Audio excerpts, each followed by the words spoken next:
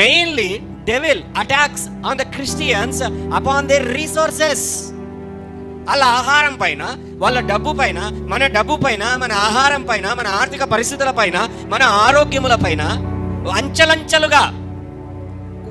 గమనించండి, కొన్నిసార్లు ఆరోగ్యం మీద కొడతాడు, కొన్నిసార్లు డబ్బు మీద కొడతాడు, కొన్నిసార్లు కుటుంబంలో నెమ్మది లేకుండా ఉండేటట్టు కొడతాడు, కొన్నిసార్లు మనకు అసలు డబ్బే రాకోకుండా ఆర్థికముగానో, ఆరోగ్యపరంగానో, కుటుంబపరంగానో, ఇంకా మానసికమైన పరిస్థితులలో నెమ్మది లేకోకుండా నష్టము కలిగేటువంటి విధముగానో, ఏదో ఒక విధముగా మనకు జీవసాధకమైనటువంటి పరిస్థితులలో అన్నీ కూడా నష్టపోయేటువంటి లాగా వస్తున్నది. 1 రూపాయి ఖర్చు అయ్యేటువంటిది 10 రూపాయలు.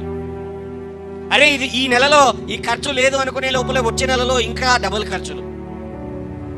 అబ్బా ఈ నెలలో ఆరోగ్యం బాగుంది, ఏ టాబ్లెట్లు అవసరం లేదనుకుంటే వచ్చేసిన నెలలో డబల్.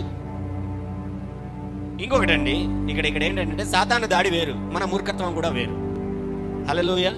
బాగా జంక్ ఫుడ్ తినేసి, పిల్లలకు జంక్ ఫుడ్ తినిపించేసి, రకరకాలైనటువంటి వేస్ట్ ఫుడ్లన్నీ తినిపించేసి, పాస్టర్ గారు సాతాను నా కొడుకును నా కూతురిని దాడి చేసినాడు, అనారోగ్యంగా ఉంది, హాస్పిటల్కి ఎత్తకపోతున్నాం, ప్రార్థన చేయండి అని అంటే చేస్తాం. ఎందుకు చేయము? పాస్టర్లం చేయాలి, చేస్తాం. హల్లెలూయా. అర్థమవుతున్నా నేను చెబుతుండేది?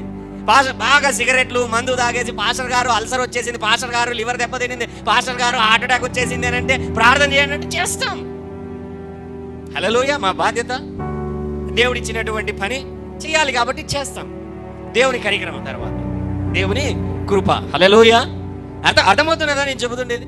అంటే మన మూర్ఖత్వంతో అనారోగ్యాలు తెచ్చుకొని సాతాను తీసుకొని వచ్చినటువంటి తర్వాతనో, మన మూర్ఖత్వం ద్వారా వచ్చినటువంటి తర్వాతనో దీవెన రాకపోయేసరికి, మనకుండే చెడు అలవాట్లను వదిలిపెట్టుకోకుండా దీవెన ఆలస్యం అయిపోయేసరికి దేవుడు నాకు చేయలేదు, దేవుడు నాకు మోసం చేశాడు, దేవుడు నాకు అన్యాయం చేసినాడు. హల్లెలూయా.